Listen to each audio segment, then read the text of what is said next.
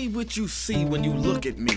Do you see another brother lost in these streets looking for his soul? Trying to find my soul. Or do you see another brother searching for lost souls in these streets?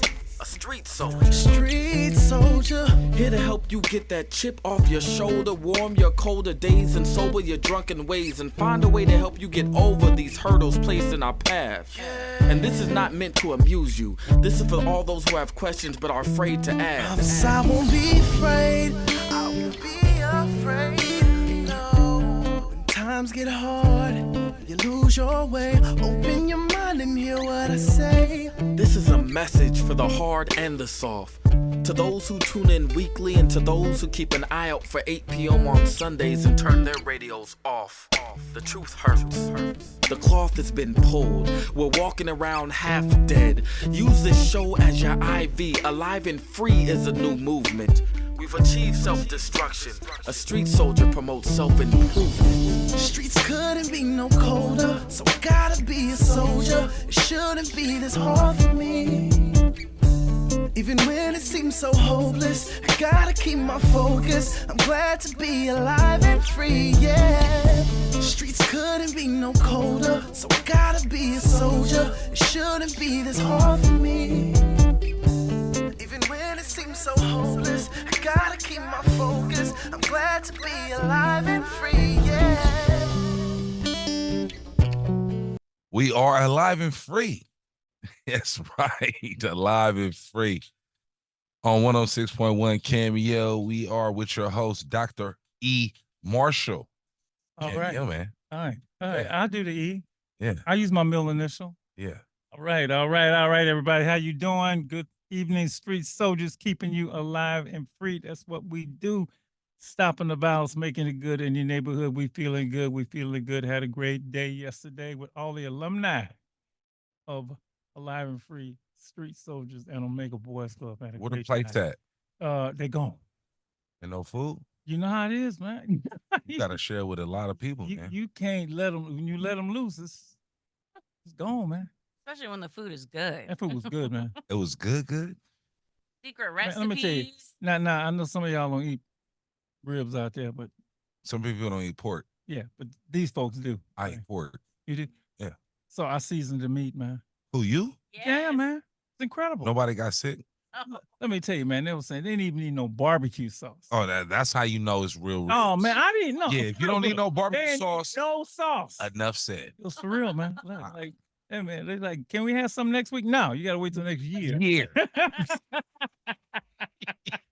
You cold, Dr. Marshall. You told him you gotta wait till I next said, year. show up next year, and you can get some more. What's up, Soul? How you doing? You good? What's up, Street Soldiers That's what I'm family? saying, And brother. as someone who I hear loves you, but I barbecue don't sauce, hear I you. do co-sign. If you Yeah. don't need the sauce, the meat is good. Yes, Yeah. yes. The boss, man. And don't nobody call me for my recipe, okay? It's a secret. Well, I yeah, ain't because it's telling not you. yours, but No, okay. Yeah, It exactly. ain't You mine. leaving Somebody me. told me what to do. but it was good. It was good. It was good. It was good. It was good. It was good. I've been a great. Y'all were on Olympics, right? Olympics. The Oh Olympics man, is the Olympics Olympics just is- kind of Why took is over the- my whole okay, world. Let me ask you a question. Yes, Why sir. is the Olympics so lit this year? But this This- always lit to me. I think because of COVID. My boy was like, COVID was last time. There was nobody in the stands. So now it's Yeah, that's lit. probably true. Yeah. It's lit. Yeah, yeah. I love it. Tokyo was a little bit different. I Yeah. love to see Steph, Yeah. LeBron at different events. I swear, I get happy. Do you know who the celebrity stars of the Olympics are? Who? Tell them. So, tell them. Hey, two unexpected celebrity. They're calling them, they're the mascots for the Olympics. Flavor Flav and Snoop Dogg. And Snoop Dogg. Yep, That's they true. everywhere. They're everywhere, man. Who saw that Man. coming?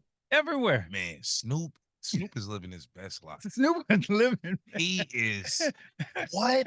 Who would have thought when Snoop came out in 1992, I agree with you. 1991, I agree with you. Nobody. and he'll be doing this? He be running, They want him everywhere. he be running with Martha Stewart. That's That you would have part. never. What a career. Yeah, man. I mean, he act like he talk He's like he alive got and some free. sense. Well, I don't know. He is alive and free. Well, if I hope so, because he done been in some very unalive and unfree situations back in the past. But right now, yeah, go ahead, Snoop. I'm talking about right now. He living a life. Yeah. It's a good look. Yeah. And Flav, man, Flav. I haven't seen Flavor Flav. Oh, he been doing his water polo thing. He adopted the water polo team, man. What? Yes. Oh, He's at every water polo event. He was in the pool with the women's water polo team. I gotta see this. Oh, you gotta see that. I haven't seen it. He got the little headgear on and everything, man. The goggles. Yeah, boy. I mean, he doing all of that. Wow. I mean, first he's in the just water. black and he's talking about water polo. So, I mean, Right. that already kind of makes you stop just a little bit right there. That's my point, Michael. That's my point. I'm like, man. Now, I haven't seen the clock. Have you seen the clock? I ain't seen the clock on him, though. I don't know if he has an underwater clock situation. Not sure. But him and Snoop, really, yeah, it's just great to see them, both those brothers out there representing the U.S. and bringing joy to folks. Yeah. Because in 2016, it was what's her name? Leslie Jones. She was all over the place. But this is different because they both, they're in a whole different. Snoop is the most popular rapper, I think. Really? To me. Okay. I think it's like Jay-Z, Lil Wayne, Busta Rhymes. Okay. Snoop is the most recognizable rapper. Because he's outside of the business. He's outside the music business. Yeah, exactly. Yeah.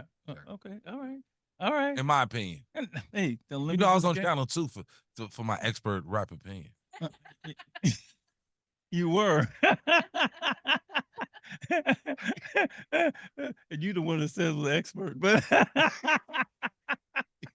all right, let's get real quick Olympic highlight for you.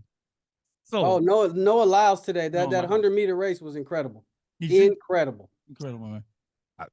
The men's 100-meter. Yeah, it was a photo finish. Beyond photo. That was pretty cool. You really had to have a serious lens on that. Usually like my favorite. Oh yeah, my favorite events. Yeah. So I love it. Yeah. And the star power on the basketball team is just crazy. It's crazy. Crazy. Yeah. It gives me dream team vibes. Yeah. Well, that's another debate we can have. Exactly. Who's gonna win what? Right. But let me just throw it out for me. I mean, everything. I'm just gonna shout out the one and only Simone Biles. Oh yeah, that's right. Who is like just she's in a class of her own. Yeah. And her and her husband, they the cutest little nice team, couple. Nice couple. Nice couple. Yeah. Nice couple. You know how they met, right? They met on a dating app. A football player. Yeah. Jonathan Owens plays for the Bears, previously for the Packers. Uh-huh. They met on a dating app. They met on a what? They met on a dating app. I don't believe in that. I don't believe in Timber. I got you know what? It's not the fact that they met on it; is that they stayed together and they're married on it. That's the interesting part. Let's see. Let's see. The two everybody meets on it. They met on Rhea. Rhea. Is that it? That's the dating app. Rich people one. I didn't know that. Thanks for letting me know that I don't know about that one. Okay, thank you. That mean you're not rich? I guess so. I tried to sign up. They was like, "Oh hell no!" They wouldn't let me get. Your credit score ain't matching up. But that's cool. Her and Jonathan, they be trading. How do you do the heart thing? I can't do the heart thing. How you do the little heart thing? Yeah, they be trading hearts up in the stands. Go like this. Yeah. He don't ever play, so he does play. He don't play a lot, but he plays. He play good. He in the NFL. Leave him alone, man. That's true. He's not a scrub. He's not a scrub. He's a GOAT. Yeah. He ain't Simone Biles, but he's a GOAT. Well, I'll tell you one thing. How can you be? He's pretty good at picking wives, picking ladies. He's a GOAT of that. Okay. He's a GOAT of that. A lot more to come. A lot more to come. Keep watching Olympics. Maybe we'll do an Olympic half hour next. Right when it's overdone, we just got the Olympics is wonderful. And we need the joy in the world. We really do. Yeah. And there's nothing like the Olympics, right? And I know two people right now. Oh. They in Paris. You don't know. Two people, friends of mine. They'd be like, I can't come to the barbecue because I'm going out the country. Where you going? I'm going to Paris. You going to Paris? Lord Jesus, help me. All right now. All right. I love that. Bring me something back. I don't care if it's a old croissant. Bring something. Yeah. All right. Listen. All right, well, let's move on. We got a couple bad stories, so let's do this. Oh, you got something to say before I do the quick bad Got ones? a really good story. Okay, hurry. Happy birthday to Lady Ray. Oh yeah, Oh yeah, yeah. yeah. That's right. You can raise some love. She's celebrating this week. Yeah. So happy birthday to Happy the one birthday, and Ray. only. The one and only Lady Ray. All She's a right. legend. All right. Yes, she is. She is absolutely wonderful. All right. Remember the show we did a few weeks ago on what's going on in Oakland? Yeah. Violence in Oakland. Well, last night about 3:30 a.m. after a sideshow. What else? 5 people were shot. Oof. I don't know what it's about sideshows that brings out the seemingly the worst in people. The last one, was the whole thing about the what's that convenience store being ramshackled with stuff, but sideshows.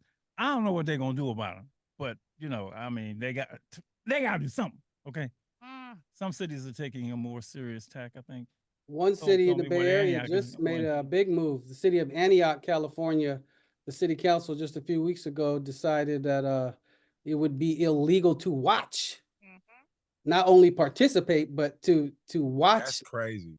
And you could get a fine or worse or more. That's kind of dumb. So I wouldn't be surprised if other cities follow, especially if it works. We shall see. If it works. I think y'all impound the cars. I don't like any of that. Why not? I think you should create a safe space for people to do sideshows. Man, what do you mean? Come on, man. Okay, let's hold that for another day. Okay, that's gonna That's be a whole Sunday that's a whole topic. other show. Yeah, I remember being at a thing with Mayor Jerry Brown. It was talking be back in the day talking about that. Okay, so people can drive around like crazy people. Yeah. Okay, all right. You create a place. Fine. That ain't I ain't. I know. You can lobby for that. Live and free cars. Red and black. White. Is it public? Is it private? Is it, It's are you public. saying city You can government? watch Let's it. see that You can in. watch it. You create a space. Good luck with that. We'll make you the czar of sideshow. No, okay. no, I don't care about cars that much. Oh, okay. I like my tires. Okay. I ain't. All right. Okay. All right. Anyway, what happened, Doc? Did folks die? 5 people were shot. Oh. This morning about 3:30 in the morning. Yeah, that's what I'm saying. The two seem to go together. All right. But if it's a I know special area, it's controlled by the police and the city, that wouldn't happen. Okay, you can be the czar. You can put the legislation forward. Not me. No. I'm gonna need your help, right? You are a doctor. On your own, brother. Okay. All right. Wonderful story. So you want to do this one about the Americans that were freed in the historic? Oh, I don't have it in front of me, but yeah, that so much went on this week. I forgot. That's probably the biggest thing that happened on the international stage. Is the swap, I guess. Russia Prisoner swap is what they call it. Yeah. Evan Gershkovich, I won't say his name wrong. Gershkovich and Paul Whelan, who had been over there for I don't know how long, in a historic multi-country swap. It was amazing. It was actually amazing. And I was watching the arriving back on the United States and the family scene. That whoever was behind the scenes, now that's a deal. That's a wheel of deal. You're talking about deals in the NFL or NBA. That's a historic deal, putting that together, getting those folks out of there. Was that Biden or was that the ambassador? Well, no, I think it's everybody, all the countries involved. Well, people are saying that's the value of having alliances. Where you go in, you talk to people, you work it out. It's just like, we know sports deals, right? But it was the same thing. You got to have alliances with people. Right. They've been working it for a long time. Gotcha. And they brought those Americans home. So big props. And I give it to the Biden administration for pulling this off. Huge props. All right, so you got a couple. I think we did Simone Biles. Sha'Carri, she got her silver medal too. Got a silver. Yeah. I'm blanking on her last name. She get a gold? No, man. She was fast, but St. Lucia was just a little bit faster. They That's got right. their first gold medal. She got that. Yeah. She really did. Her starts are horrible, man. For real. She was like 4 meters behind. Can't be smoking weed and losing. Hey, but don't say that. Don't say that. But let's not. That's in the past, brother. Don't do that. Let's not make silver medals. They're gonna blame it on me. No, I didn't say that. Mike said that. Okay. Doc, let's not make silver medals not a big deal. You're right. Hold on. Absolutely. That's number 2 in the world. You're absolutely right. That's to be celebrated. You're right. Yeah. You're right. Right. You're right. No. We'll give our love. We can give her. Yeah, and then USA also got the bronze medal in that too. So we're doing pretty good. Okay, y'all went back to the Olympics. I was trying to stay on the other stories. We need to. All right, Okay. let's see. We got a lot of political stuff up, but that might come up as the show goes forward. And I think who would have been 100 years old this week? Rosa the- Parks, Huh? Wow. Malcolm X. Nope. The great Mr. James Baldwin, The great, Oh, the that's great right. author, writer, James Baldwin. Incredible. 100 years old, would have been on Friday. Happy born James day, sir. Baldwin. Yeah. Yep. Oh, the He could fire write. next time. Oh man, you talk about. He may be the preeminent critic or commenter on race in America. If you Yeah, haven't, he's pretty dynamic. he's deep, man. He's dynamic as hell. There's for you He out. came to San Francisco. Oh man, there's 60, 70 there's years a ago. video. I am not your Negro. That Right. You Yeah. can probably catch Yeah. on Netflix. That is just incredible. Incredible. And if you watch it, then you'll know where James Baldwin. I mean, he knows America when it comes to race. Absolutely. All right. Let's jump into the show. And Mike, I'm gonna tell you what I'm gonna do, man. What we doing? Well, you know, I need the listeners to help me because I actually called somebody to talk me off the ledge. What's the number to because- dial? Well, What's the number to dial for the listeners? to help you? 877-955-1061. Yes. 877-955-1061. So this is because of what happened at the National Association of Black Journalists Convention last week when Mr. Trump had You his didn't like that? no. Okay. No. So let me just see. Don't start me off here. I'm trying to build up to that. Right. So I'm already. All right. And really want to know from the listeners and the callers, what are your thoughts and feelings about Donald Trump's remarks at the NABJ convention, national convention? I'm assuming folks know what happened. Where's my phone? It was. I didn't like what he said. Let me just start right there. I didn't like what he said at all. Okay. And let me just go to some of the things that we said in case you didn't know what was said. And so you might want to help me as I look to all this. And let me just repeat, we just want to hear from you callers. You know, maybe you did like it, maybe you didn't. That's Oh. fine. We were really interested, before we kind of dissect it and hearing from you, what your reaction was to a pretty big story this past week when Donald Trump spoke at the Black Journalists Convention. So there's a lot that goes on here, but he was invited by the NABJ to, become speak. They're journalists, right? Although a couple of journalists were like, no, don't invite him, but they invited him anyway. They want to hear. As they should. He's running for, he's running for. Some people did not presidential want nominee them to invite him at all. That's right. at all, right? In fact, one person resigned, but they did. So they sat down, and he said so much stuff that the soul was listening to it. And he was texting me like crazy, and I'm trying to see where so the first question from the journalist was, a lot of people did not think it was appropriate for you to be here today. You have told 4 congresswomen of color who were American citizens to go back to where they came from. You have That's used words serious. like animal and rabbit to describe Black district attorneys. You have attacked Black journalists. So my question, sir, that was nice, she says, is why should Black voters trust you after you have used language like that? Right. And that was the opening question. Right. And he said, I don't think I've ever been asked a question like in such a horrible fashion. Aren't you from ABC? That's a fake network. All right. And then he went into a whole bunch of other stuff. I love the Black population. I've done so much for the Black population of this country. Since Lincoln. Okay. Noting his created opportunity zones and a bunch of other stuff. Historical Black colleges and universities were out of money. They were stone cold, broke, and I saved them and I gave them long-term financing, and nobody else is doing it. I have been the best president for the Black population since Abraham Lincoln.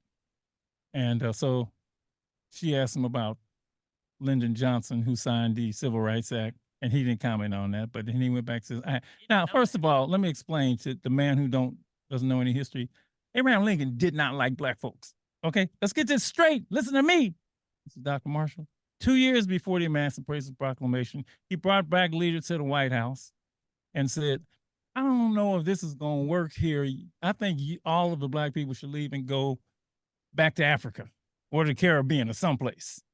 And the leader's like, no, we ain't going nowhere. You know, we don't go nowhere. So this whole thing that he loved us so much. Now, I don't know if I think it was a political thing. He probably needed to do it, you know, for political reasons at some point to Business, free the slaves. politics. Yeah. But this whole thing of he loved us so much. No, he didn't want us here.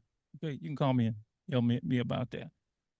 So like he needs to know that before he goes on with this Abraham Lincoln stuff. And then, you know, the question was about, oh God.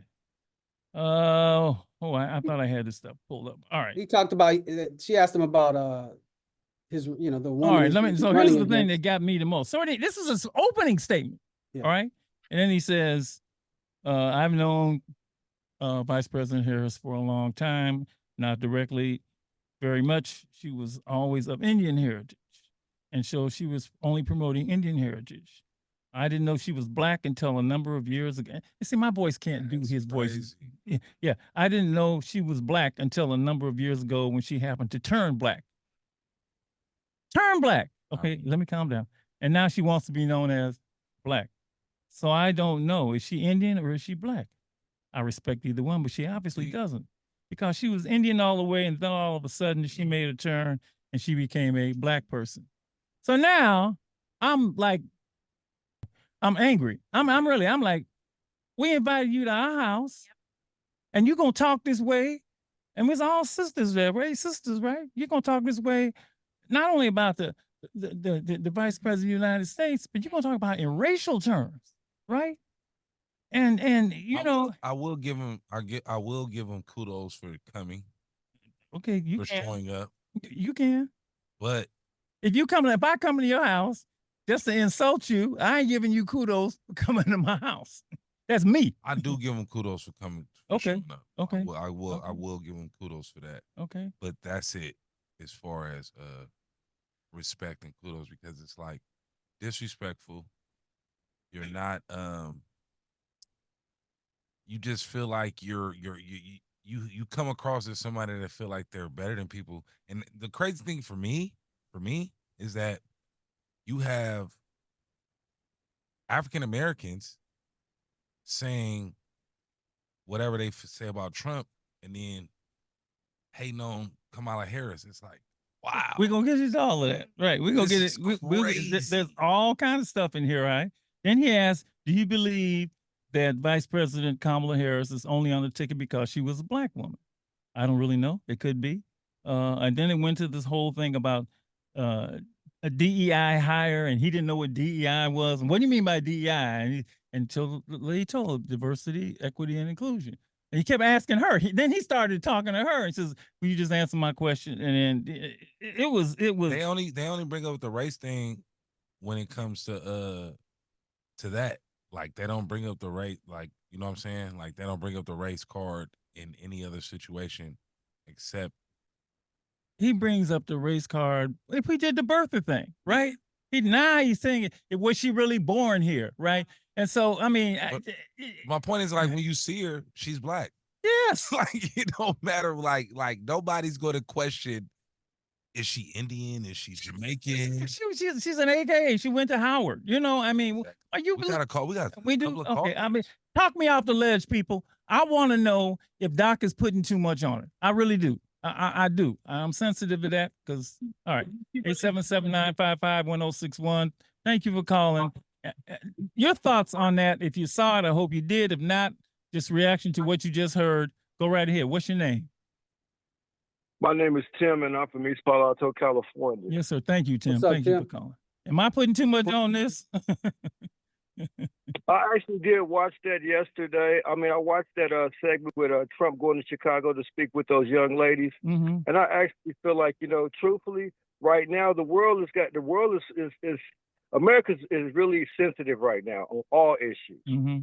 So I'm feeling like, you know, I feel like she was more disrespectful than he was, because first of all, regardless of the status quo of, you know, one thing that everybody's caught up in right now is racism or the black card. Are So you black? Let me ask you a question. Are you black? Yes, sir. I'm 100% black, born and Okay, for raised sure. in East California. All right, yes, sir.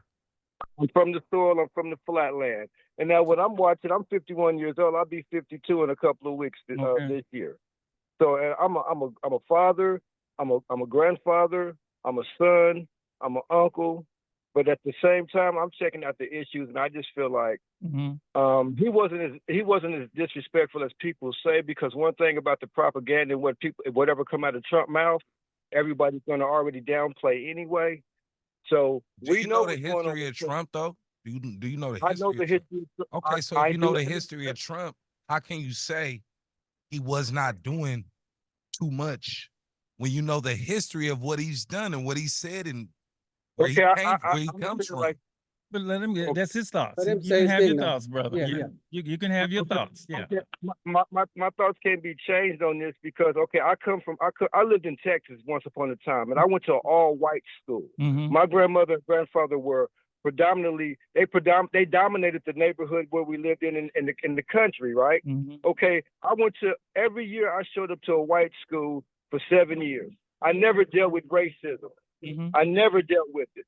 I have proof that of the schools that I went to on being in the yearbook and everything. I went to an all-white school and got stuff like class favorite, best dressed. Yeah. Okay, Trump is not prejudiced. Trump is prejudiced to ignorance of people. See, because once upon a time, if you know American history, Trump actually was popular amongst Americans in 1994, 95. He was very popular, not just with his businesses, the opportunity he was giving Americans. Okay. Some Americans forgot. I believe the older Americans forgot because I see my mom is 70, my dad is 70, but okay, the older heads, a lot of them forgot, and some of them didn't even pay attention back then. I've been paying attention. But he wasn't running for office then. No, he was actually not running for office. Yeah, he was an entertainer, and he's a businessman. So is it? Yeah. And he was a Democrat. See, the Democrat was a Democrat. That's correct. A Democrat, and this doesn't have nothing to do with his policies. His policies are great for America. If you listen to his policy, if you listen to the rally, let me just do this. I want to focus just on that day and that moment. I do want to do that because we're going to have more shows, right? I actually wasn't going to do a show on this at all until after the Democratic convention, but that got under my skin, and you heard my reasons. I don't like my folks being insulted. I got you. But no, I want to hear what people think. So you weren't personally offended yourself, because I was big time, and I still am. And you saying you weren't, and I just wanted to know. I'm gonna tell you why I wasn't offended, because I have a mother and I have a father, and at the end of the day, no matter what, we have to respect our elders, and they wasn't respecting the elder. All right. One of them was, but two of them wasn't. But the one that attacked him, she didn't even greet herself. Okay, no. She just went in. Wait. We got a bunch. Brother. Hold on. We got a bunch of calls. I'm just taking a pulse. And I get you. I just want to hear people's opinions, and that's yours. Okay. I was offended. You weren't, and that's what I wanted to know. So thank you. Thank you very much. And Kate, stay tuned. We're going to do more shows as we get closer to the election, because this is a big election. I appreciate you. 877-955-1061. That was his opinion. He was not offended. I was. I was seriously offended. I want to hear from anybody else out there. Were you? How did you feel about? And am I putting too much on it? Apparently, what was your reaction putting too much on it. Yeah, huh? He wasn't tripping. Huh? He wasn't tripping. No, he was not. Right. Yeah, they didn't respect it. It didn't bother They him. disrespected Trump. That's what he said. But again, that's crazy. That's his opinion, right? And that's all I want to know. I want to hear more people. 877-955. How did you feel? Is Dr. Marshall putting too much on it? Talk me off the ledge, because I was particularly offended for a lot of reasons. Questioning Black folks' intelligence has been going on since the dawn of America, right? Used to write books about our brains, right? Are we smart? Aren't we smart? But there was another issue in here. The whole thing, is she Black or is she Indian, right? I mean, what is she? All right, don't we get to define ourselves, who we are? I mean, I do. I do get to find myself. And there was apparently there was another thing about when she was the first senator. It said she was the first Indian United States senator, and she was introduced like that. But that's because, again, people don't know that in 1876 or thereabout, the first black male senator was from Hiram Rebels from the state of Mississippi. So she wasn't the first black senator. All right, what you got? What you got for Doc, me? in the concept, We got a call. We got a call. So let's go straight to the call. All right, go right ahead. You are on Street Soldiers. Am I putting too much on it? Go right ahead. Your thoughts. What's your name? Hi, my name is Naomi. Hi, Naomi. And I was very offended, actually, because everybody knows that Kamala Harris is half Indian and half African American. That's right. So why does she have to identify as one or the other? Right. Right. You're right. Right. And see, that's the other thing. He doesn't understand that people can be of mixed race. Mixed race. He doesn't understand that. He understand that. You can be both. Why don't you be both? So Exactly. Exactly. And that's the fastest growing population, Mike. What's that? Mixed race population in the United States. A lot of people are multicultural. Absolutely. And it's time to recognize that and not box people up into one category or one race. 1 in 10 Americans identify as multiracial. Wow, 1 in 10. 1 in 10. The demographic has shown exponentially in the past decade. It has grown, from 9 million people in 2010 to 33 million people in 2020. And apparently he can't see that. All right, let's take another call. Talk me off the ledge here. Dr. Marshall putting too much on this. Trump's appearance at the NABJ. Peace, and love. Go right ahead, my brother. What's your name? Yo, can you hear me? Yes, sir. Yeah, we can hear you, sir. Go ahead. I got these earphones on. Yeah, I'm Quincy. Yeah. What's your I name, haven't man? seen you in a His while, name is Quincy. Dr. Marshall. Hey, I'm thank you. Quincy. I got you, man. Go right Yeah, ahead. I'm sounding like Bay. I'm in the chat, but yeah, I just wanted to chime in and say my perspective. I really don't have anything one foot in this fight. Either way it goes, like I'm not on Donald Trump's side. In the NABJ, well, I wasn't offended by it overall because I do feel like it was it's kind of wild. The climate wasn't ready for that. And if they were going to do something, I'm offended that they didn't go in there and actually get Donald Trump to state anything about his policies or whatnot, or what was the purpose of it? That's my thing. What was the purpose of that event? It made us look kind of crazy. That's how I feel. Well, my understanding, they did ask several questions, like they asked him about the jobs thing. Oh, by the way, that's the whole thing. But it's like if we already been watching it, we already see how they interact. Why would you even approach that man like that? But did you watch the whole thing? What was you trying to expect? See, that was another thing I didn't mention. I didn't watch not 1 second of it. I only heard clips of it. Yeah, That's you all I gotta heard. watch clips. You gotta watch the whole thing. I did hear that opening statement, the way that she approached him and the way that he sidestepped her and gave her a right hook. But it's like, what was the purpose of that? She asked a straightforward question. Well, she asked several questions, and well, I don't want to go there. Question. Trying to get him to say something that she asked her. You already know who that man is. What y'all trying to do? Nah, brother. Well, no. Let me just say, the first question she asked was, "Why should black voters trust you?" Right. That was the first question. That's a straightforward question. After you have used language like that, right? Donald Trump. That's Donald Trump. What y'all? You're absolutely right. You're absolutely right. You're absolutely right. And if you want to, I would never ask him no question like that. I would say, what are you going to do for us to trust you? Why you? Well, you don't got nothing to. You got no dog in our fight. Like, you know. I got it. You've been a billion. So let me take some more calls. Thank you. I really appreciate your call. I want to hear people's concerns, if they have feelings about it one way or the other. Next caller, your thoughts about it. Your thoughts about it. Whoa, this is what I love when the people call and tell me. Doc, I appreciated that last caller's perspective. I really did. Thank you for calling. That's his perspective, right? Yeah. You know, I mean, everybody gets a chance. Go right. Well, he's like, why ask her? We already know. And Yes, I hello. understand that. You're on the air. Go right ahead. Your thoughts. Hi, good evening. Mhm. Yes, my thoughts is this. I want to say a couple of things. I am originally from Brooklyn, New York. Grew up in the 80s and 90s, and it is well known and well documented that Donald Trump and his family, coming from his father, have had extremely racist practices. That's well known. Whether it's them being sued for not renting to people of color, whether it's them being sued for not paying their employees, their contractors, faulty businesses. I mean, the list goes on and on. There's no secret in that.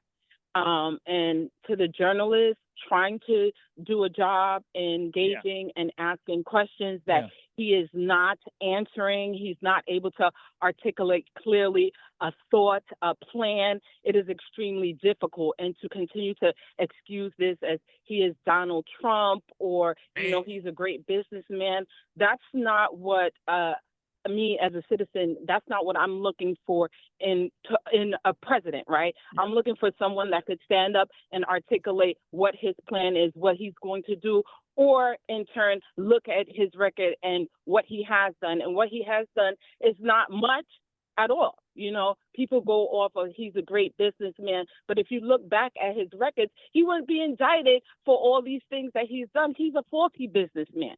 You know what I mean? So, man, we're going to do future shows on the election. I really want to try to just focus on, as people were watching that, how they felt in his responses to those 4 women journalists. I just want to. I see. That's what I know how I felt, and like I said, I was offended as hell. You know, I was like, dude, you can't come into my house, you know, talking to my sisters. That's the way I feel, right? Right. You know, I felt if I had been there in person, I might have done something.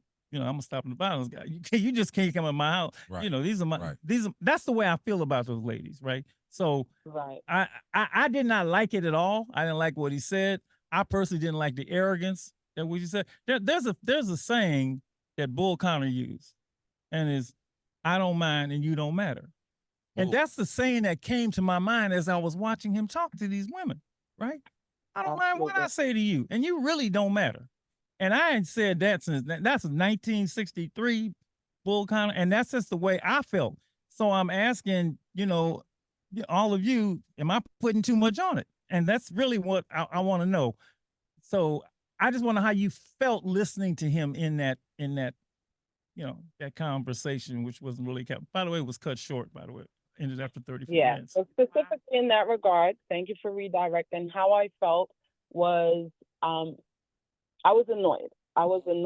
I felt that he was disrespectful to the journalist, as usual, as you stated, in regards to being very dismissive, combative, and then projecting his combative nature onto them.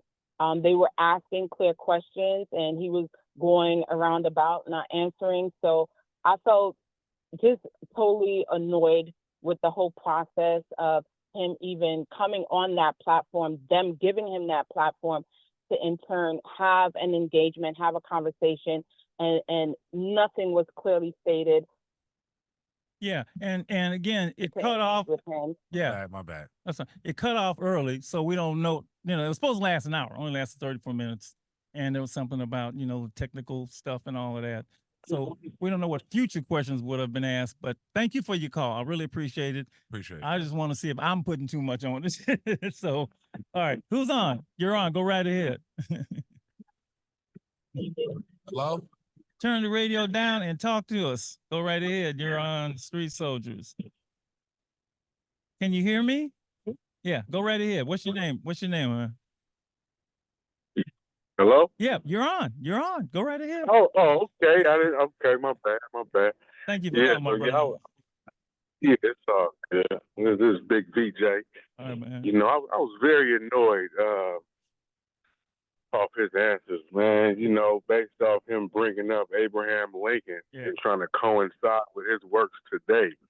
you know, I felt like he was bringing up slavery and slapping us in the face again. You know what I mean? I don't like when they bring up Abraham Lincoln. Well, I told you, Lincoln didn't like black folks. But I just don't like that. Don't like. Presidents shouldn't do that. Yeah. Like, don't bring up that. Don't bring that up, bro. Go ahead, bro. Exactly. Keep going, man. My bad. Yeah.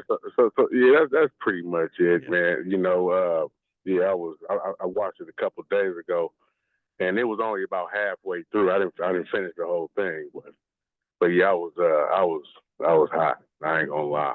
I was very hot. Yeah. And based off his response, you know, as far as our people, you know, and degrading her, you know, on TV and what she's standing for and her questions. And you know, he did the same thing with Biden, you know, when they had the debate.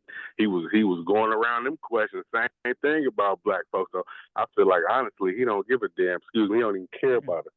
Honestly. Well, here's what I noticed, man. Here's what I noticed. Again, you know, people can, this is what I say. He talks about everybody, but he don't talk about everybody's race. Like, he talk about other candidates, you know, he call them names, you know, but he don't talk about white people, right? He don't talk about, he only does that with people of color, and he puts in the race thing, right? And the intellect. So yeah, that's what I noticed. Thank you, man. Thank you for calling. 877-955-1061. You are on. Your thoughts on this? Is Doc putting too much on it? Go right ahead. Nah, man, you wouldn't put too much on it, man. I'm annoyed by that, man. I feel disrespected. I feel disrespected for everybody that was there. And if our people did they research and do their homework, like him bringing up Abraham Lincoln, blood, that was like a slap in the face of some slavery. Yeah. And people so much topping that. You're on the radio, bro. Keep the language clean, my man. Go right ahead. We losing? I lost him. Oh, he was so good at talking.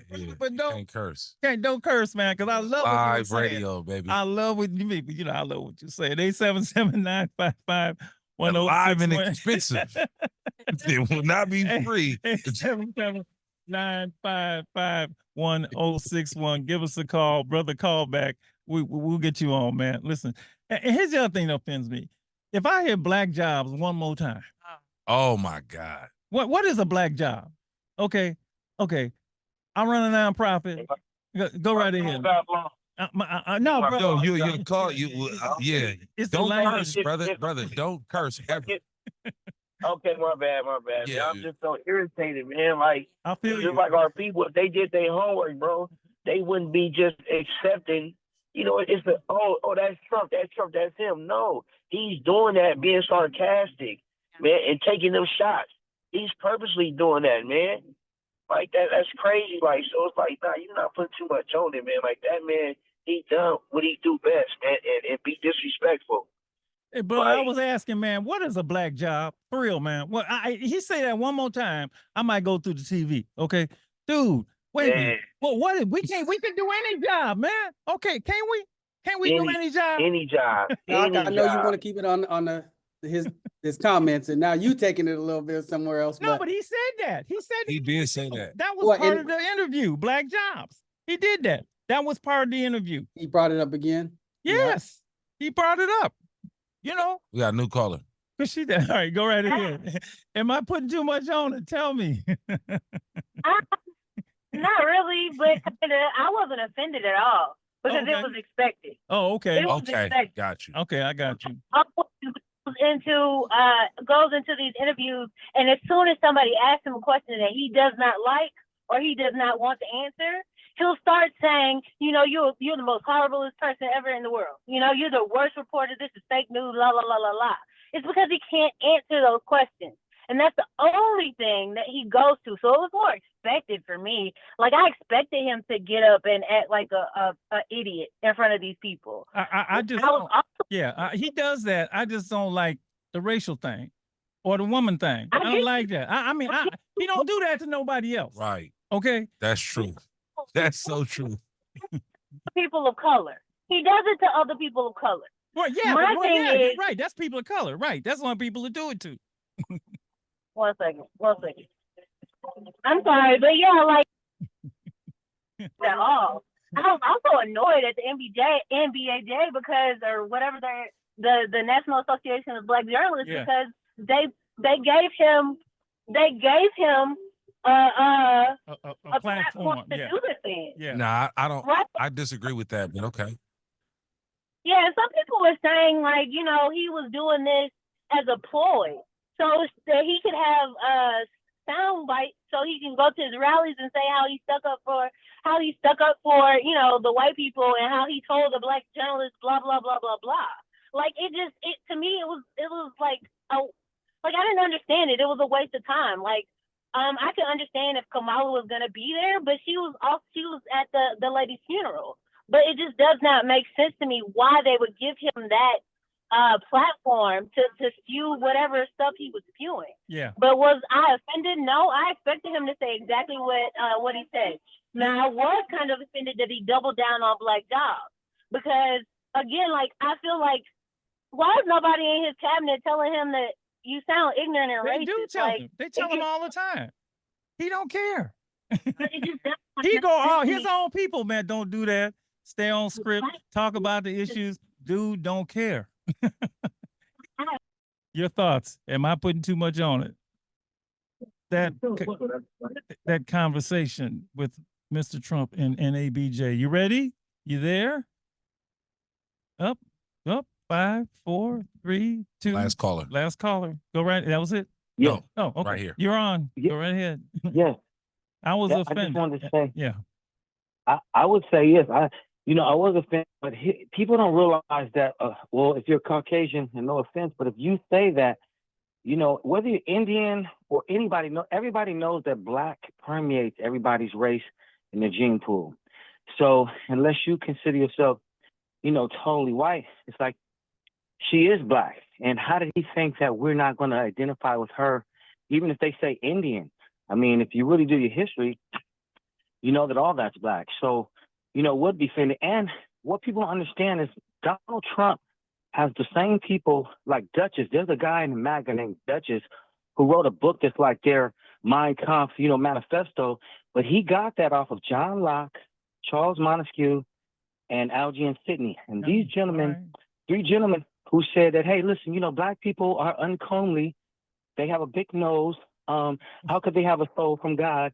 You know, so we can justify slavery by saying that they're beasts. So they had this cemented in the United States constitutional ideology. So this guy. So, brother, let me just say this. Say this, because we short on time. We gotta go. The race thing has been played forever in America. All right, we got to go. We're coming back. Second hour, we got some journalists. We're going to have the same conversation with them. A couple of them were at the conference. I don't know if they were in the room, but they're in the convention. So we'll be back. Ready to go. Hour number two, alive and free street soldiers. We have now on YouTube, continuing the conversation that we had in hour number 1 on Donald Trump's remarks at the National Association of Black Journalists convention. I guess it was this past week. Let me just say that first hour with the callers, I love hearing from the callers. And I stated my feelings about it. And basically what I asked them is, Doc putting too much on it. That's basically what I said. Just tell me, you know, you think I'm putting too much on it. And I just want to know what people think. I really want to know. We got a variety of answers. I think it came out. Most people said, no, you ain't putting too much on it. But, you know, and other people said, well, this is what I think. It was all a map. So, Doc, yes, sir. Just one thing that you said that I want to point out. You said it, part of why it got to you because it reminded you of something. And what it reminded you was someone named Bull Connor. And I just dawned on that most of the callers probably don't know who Bull Connor is. Yeah. So it reminded you of something because you're old enough to have been there. You know what I mean? If that makes any sense. Like, and the younger folks, maybe we ain't so used to that. Longevity has this good things. Yes. Because I like to say, if you've seen it once, there you go. When it comes up again, you know what it is. You know what it is because you've seen it before, right? And so they really did. And I'll bring that quote up once again, that saying again. So joining us this second hour to continue the conversation are 3 journalists, one of whom will be here soon. And we put this together so hastily that I am so glad that they decided to do this. Thank you, Soul, for your hard work and in putting this together. So let me first say hello to Williamena. Is that to say that right? Williamena, is that right? Kwapo? Is that correct? You did great, Williamena Kwapo. Perfect. Thank you so What's much. up, lady? Hey, Malcolm, how you doing? Good to see you. Pleasure is all mine. Nice to see you. Thank you for joining us today. Yes, and pleasure, my we also pleasure. have Corey Antonio Rose, who is joining us late night. Apparently, he's back east. I think you said New York on the phone, Corey. Yes, I am visiting a friend in New York right now. Hey, So hey. it is just past midnight. It's a new day. He obviously he's a journalist. The journalists will stay up to get the story done. That's right. And we'll get the story. Our third journalist who will be joining us shortly is Abene Clayton. Abene Clayton, yeah. She'll be on about 10 minutes, so she's going to join.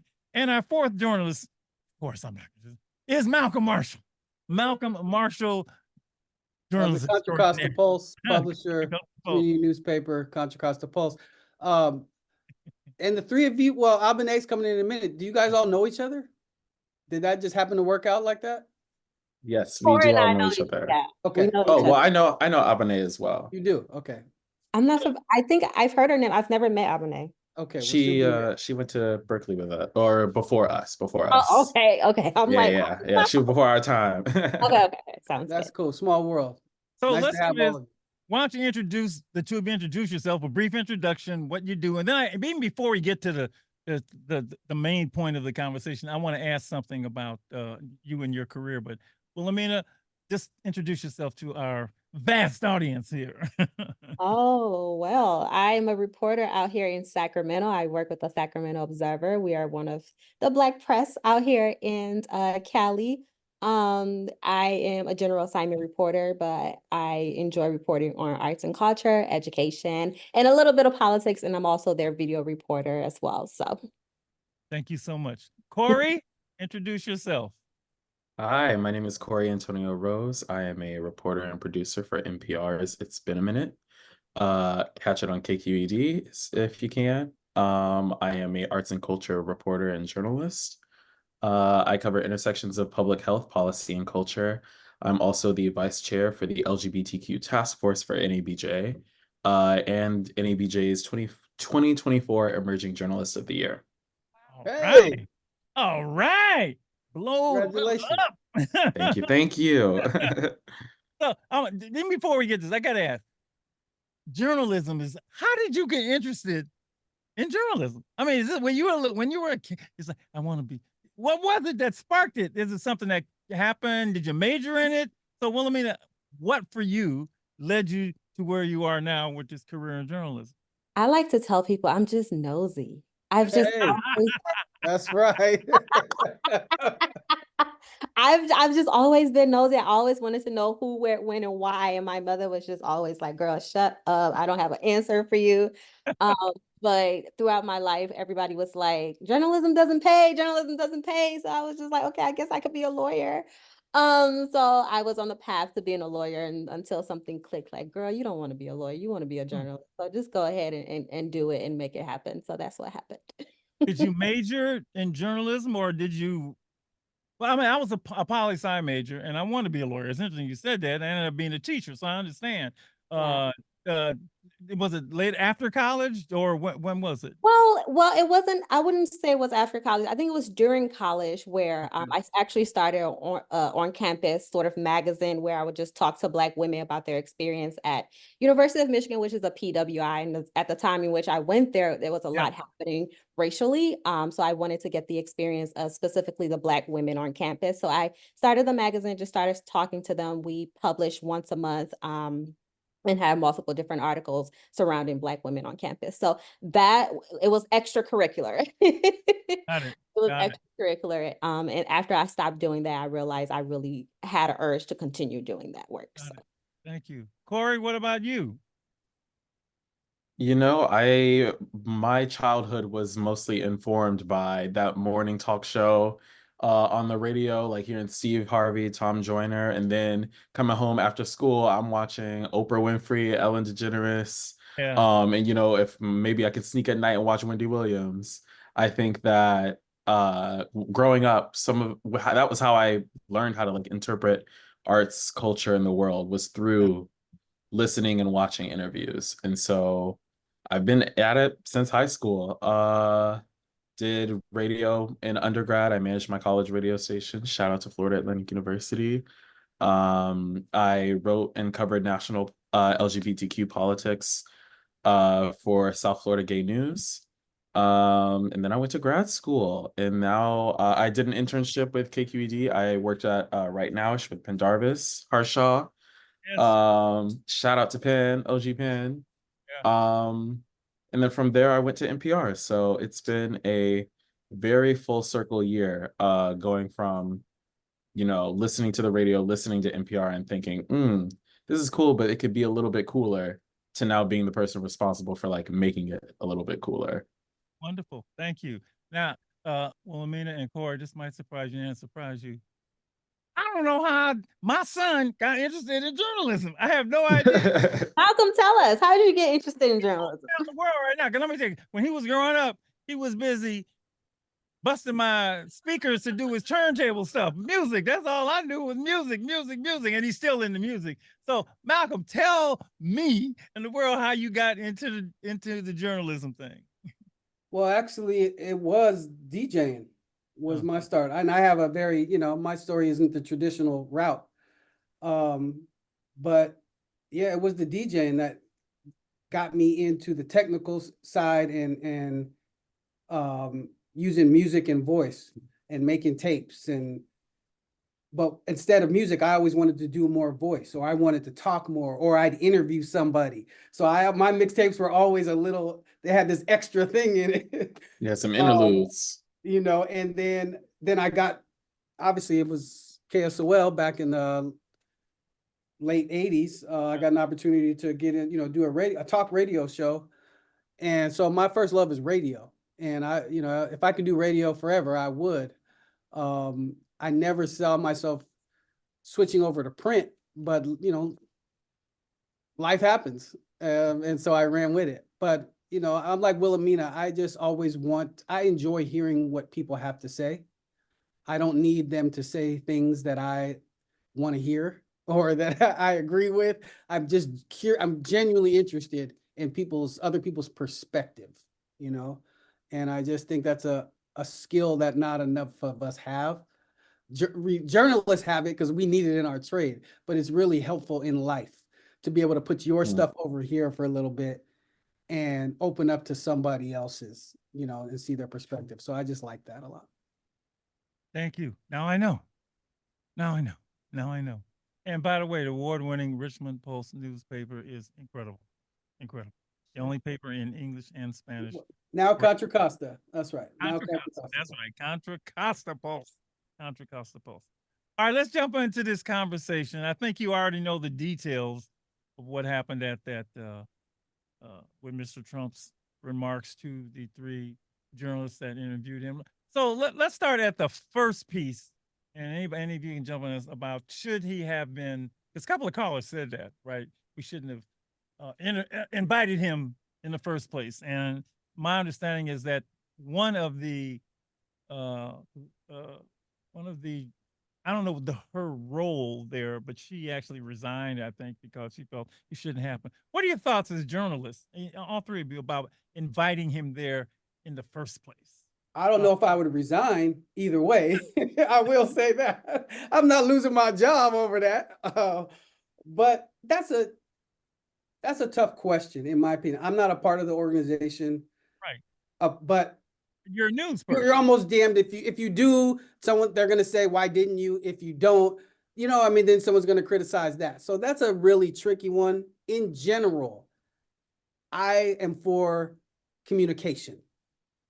I'd rather hear somebody than not hear from them at all, even if I think they're whatever, in general, that's my approach. But I could understand both. I don't think there was a right and wrong personally, You just have to be able to take the heat and all that comes along with that. That's a lot did come along with that. Corey, what are your thoughts about that? I've been a member of NABJ for going on 4 years now. I think that it was the wrong call in my personal opinion. I think that when I think about what conference is for and the parts of conference that I look forward to, this is a yearly convention that we have in different cities across America. I think about, reconnecting with mentors or reconnecting with my peers who now live in different parts of the country who I haven't seen. I haven't seen Williamena since we graduated, and she was one of the first faces I saw at NABJ. And sort of when I think about conference, I think about that kind of spirit of camaraderie, of coming together to learn about the practice of journalism and to celebrate each other's work. I don't necessarily think about doing the act of journalism, the same things I do on my regular day job. I actually take off from my regular day job to go to NABJ because I'm not supposed to be writing copy, doing work. I'm supposed to be absorbing, networking, doing all these other things. And so with that in mind on the front end, and then in hindsight, looking at how the conference programming sort of did get upended in certain time zone or time slots and areas, I do think that it was an unwise decision because it ended up casting a shadow over what is supposed to be like a cookout or a family reunion for Black journalists across the country. Okay. Well, Amina, your thoughts? Yeah, I'm in the similar boat as Corey. I think this whole thing has been it's been so interesting because the question I've been asking myself is like, how would I have felt if a George Bush had came, right? How would I have felt if any other Republican candidate had came? So for me, I wouldn't have felt any type of way. So it became less about that he was a politician and more about the kind of politician he was, and the kind of things he has said, the kind of hate he has feared. For me, it was a dangerous call. Not only was it a wrong call, it was a dangerous call. They really put the conference up and it was almost like a 50-50 bet, right? There was protest outside. I was coming into the conference and I couldn't even get into the conference because there was so much police and there was protest. Like all of that, the reason why I'm coming to a conference, I'm not coming for that. I'm paying for this, even though I personally didn't pay. But in the situation in which people paid for this experience to come and learn, that's all of that is being disrupted in a very dangerous way because there were actual cops outside with their weapons, right? Things can go left very quickly. And that was all because of this person who was coming. So not only do I think it was a wrong call, I think it was a dangerous call. And I think it was a call that didn't do NABJ any good at all. So well then why did they why do you think any insight into why they brought him then? Well, they claim they claim this was just president, as in they had invited, ever since NABJ has been going on, they have invited every political candidate during election year, right? And often the Republican candidate do not accept the invitation. They give out the invitation. It's up to them to accept it or not. It's just so happened that Trump happened to accept this invitation. And to me, yes, he accepted the invitation, but also if you wanted to create this safe space for journalists, there were so many things you could have done that would have quickly made him unaccept that invitation, right? He does not like he does not like when he can't have his way. So I would have done all in my power to have him say, no, I no longer want to come. Yeah, that's interesting. I'm listening to this perspective. They also invited Vice President Harris, and she couldn't accept then, but in sometime in the future she will be there. So they invited both candidates, right? And look, anytime I talk to people about this, Trump is in a whole different category of anybody who's ever run for anything, right? Exactly. I mean, and what I always tell people is like, and wait, this doesn't come up tonight, but it will come up. I said, how many presidents have we had? Let's see, 46 or what is it? 40, I guess. We're at Biden is 46, right? No other president has ever tried to overthrow the government. I mean, none, right? The president, nor the president stay in office. Nobody has done that. Nobody's come up with fake elective ballot schemes. And I said, and it's funny, I was talking to some of the kids and I said, even the Whig party, you know, and I was there. Come on, Whig, take it back. Take it back. Whig party. I said, well, you know, I did study a little of this when I was in, you know, and they never did that. So he personally is in a whole different, you know, category. Republicans don't even like, you know, a lot of them don't like him. But he is running for office. So I do see, hi, Abene, I do see, you know, I see both sides. I do see both sides. And I guess before we go to Abene, I think so much personally came out of it that I don't want NABJ to suffer because see, sometimes you know, and I've been in, you know, in interviews, people get exposed and I don't want NABJ to catch hell for this because they just showed for me, an ugly side of him that I don't think is going to help him at all. That's just me, you know. So I think they already you know, I think you know. yeah. I think the question then becomes, what is the motivation for having him there besides like clinging to precedent? Yeah. Yeah, and they didn't know what he was going to say. You know, they didn't. You know, it could have been, but they didn't know. Well, I mean, that's the thing. We didn't know. What he We wasn't didn't know gonna say. literally. We can't see the future of what, you know. I can't look into my third eye and predict what Trump is going to say, what former President Donald Trump is going to say.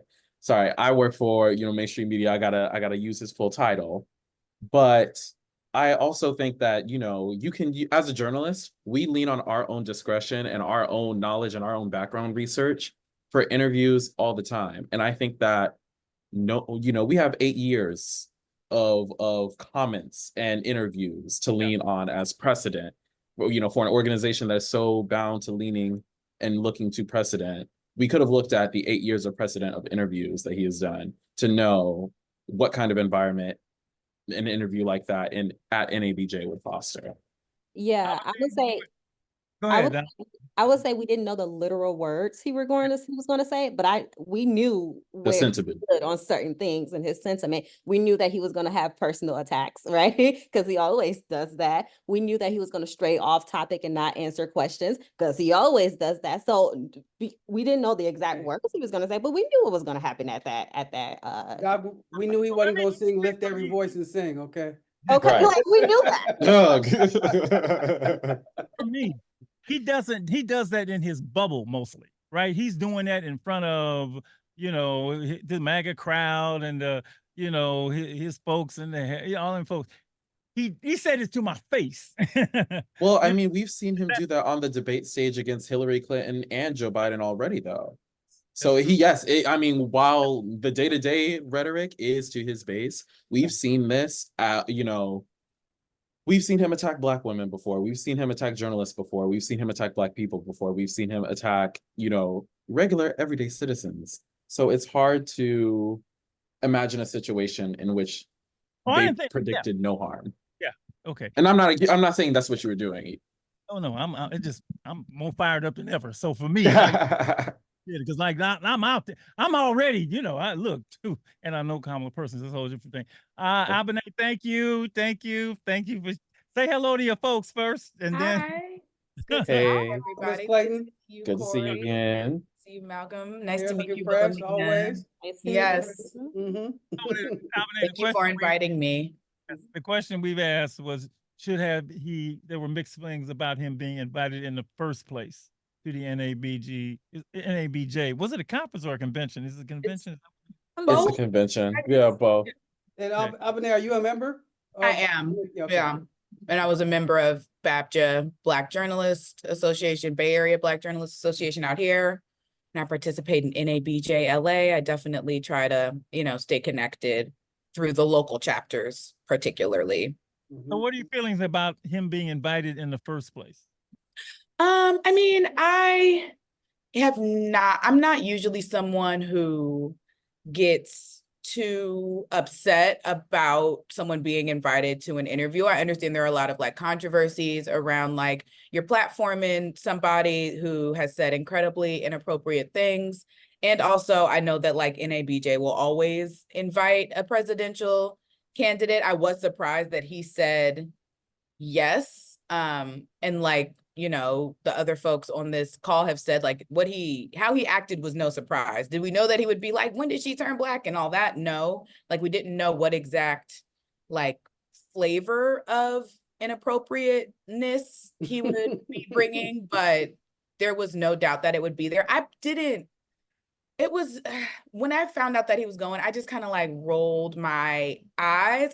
I generally feel more in tune and in touch with, like I mentioned, the local chapters. So to see that like Trump would be speaking, I'd be like, oh, okay, well, that is like, you know, that's headquarters being headquarters. We have some kind of more veteran journalists over there. And I just think that the sort of ideas around like, well, we interview everybody, get both sides, do this, do that, are much stronger with some people who have been in the game for longer. Whereas I'm someone who's like, why would you bring Trump when you do know what he's gonna do? There's no way he's gonna show up to NABJ and be like, actually, I read about Ida B. Wells. Have you heard? Like, you know, that was just never gonna happen. The way he, like Corey mentioned, he's like attacked, you know, Nicole Hannah-Jones, someone who is very well known in the NABJ sphere. He's disrespected people who show up and are like major draws for the convention, right? Folks like Yamiche Alcindor and people who, as like a young journalist, I was like, oh, okay, like kind of possibility models. So then to have him come, I was like, I really hope the intention wasn't for press, because NABJ is always well attended, you know, like I don't know that they were hurting for membership to where this needed to be a ploy. But I do, you know, if I'm giving, you know, the kind of national organization the benefit of the doubt, maybe they were just like, we invite all the presidents, man is a newsmaker, we're journalists, we're like, that is my most optimistic read of the situation. I can also be very like cynical about it, and it's easy to be, but if I want to be my most optimistic self, I'll say that they flat out thought he was a newsmaker. And so why not have a newsmaker at the convention to hopefully take him to task? But you know, you got me thinking, what if I invited him on Street Soldiers? How would that go? Would you that like would I would tune in. I would ask to attend. That would be so messy. I would love to watch it. It would be like, yeah, dude, you know, it would be, I don't know. I mean, I feel like and Donald Trump, like no words are gonna be like, no one, it's just gonna be back and forth. Some dead air. On my show, and I would, you know, and I wouldn't be that way. You know, I just like, no, Lincoln, let me tell you about Abraham Lincoln. You don't know about Abraham Lincoln. You know, you don't know that Lincoln didn't even like Black folks. So don't be telling people, these people out there, that Abraham, the best president Lincoln, because Lincoln tried to deport Black folks too.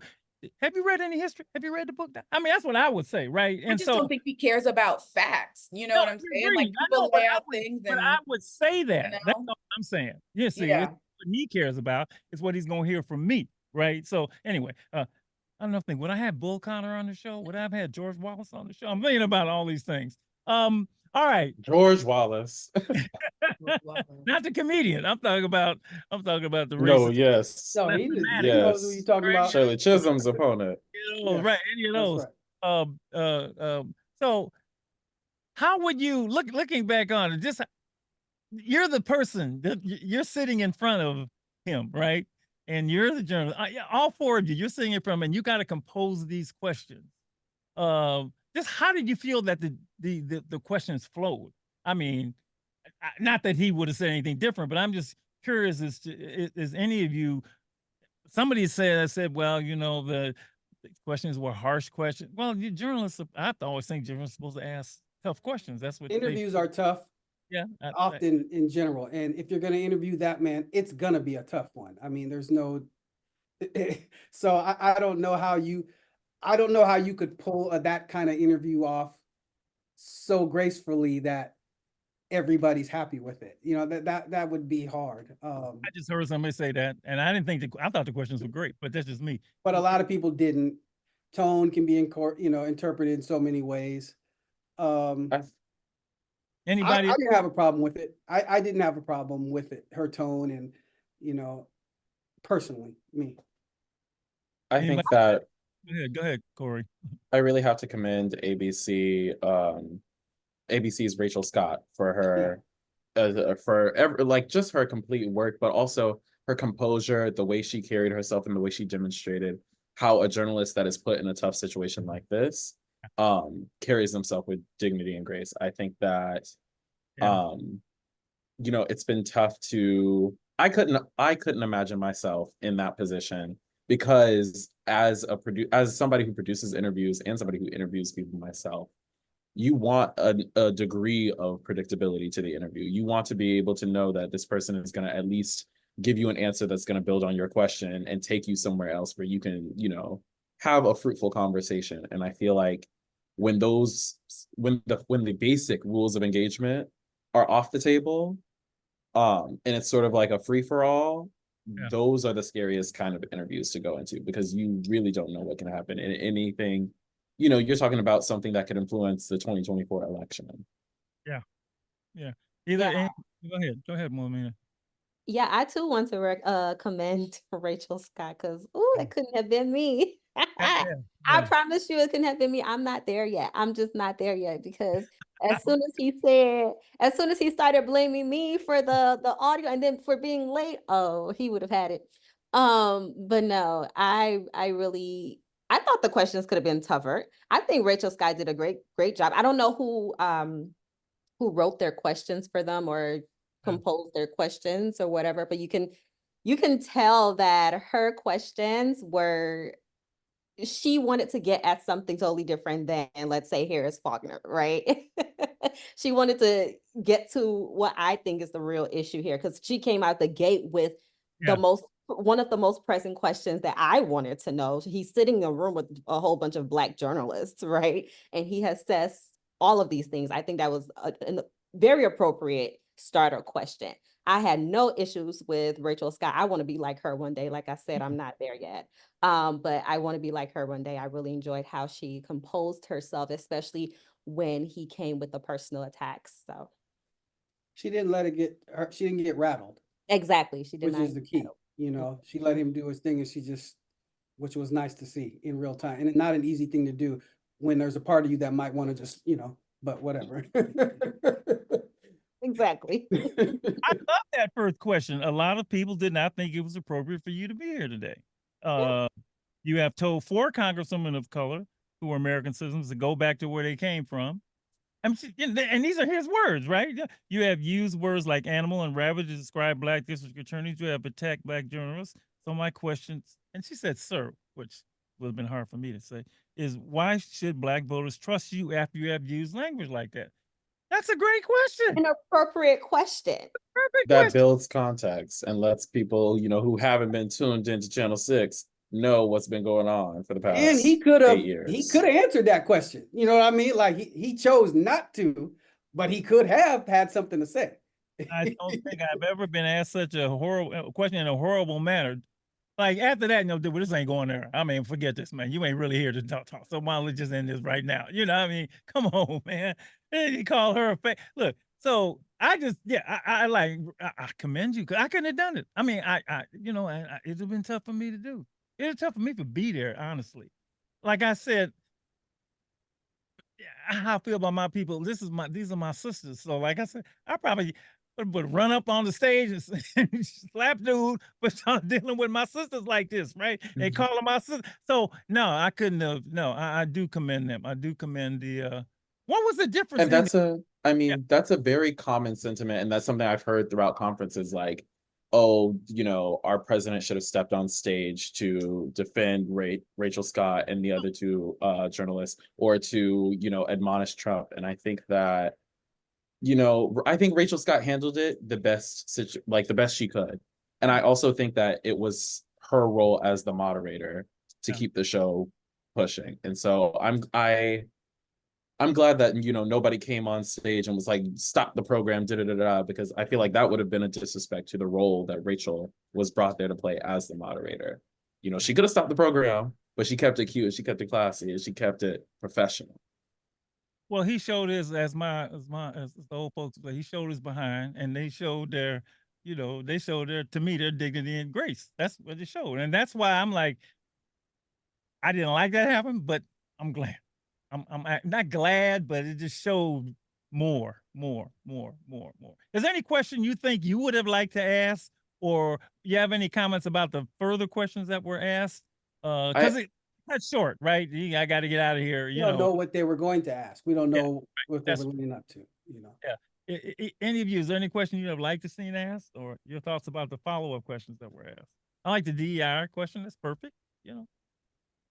I think that, go ahead, Williamena, you first. I don't want to talk to that man ever. I just don't have, it's not that I don't have questions to ask the future president of the United States, right? I just don't have questions to ask him because he doesn't engage in a way that's fair, in a way that makes sense. None of that. So I thought the DEI question was good, but then it's just like, what is DEI? Diversity, equity, and inclusion. What is? I just told you what DEI is. Are you going to answer the question or not? Right. So it's things like that like I want to get to the bottom of situations by asking questions. But then if you're going to derail everything like that, it's like, what's the point of me wasting my breath that God has given me in my gift to sit here and talk to you? But I think that. Or Corey, go ahead. Yeah, given the Trump administration's relationship to the LGBTQ community, I think that for all the things that did come out of that interview, one big gaping hole that I saw was the fact that there was nothing asked about that. Donald Trump's campaign, Donald Trump has asserted that if reelected, he would roll back federal protections for LGBTQ people. His VP pick, J.D. Vance, has opposed both abortion and LGBTQ rights. And NABJ is an organization with many LGBTQ members. And so I thought that, I at that point, a lot of things had been, I guess, looked over in the process of bringing him there and having the conversation.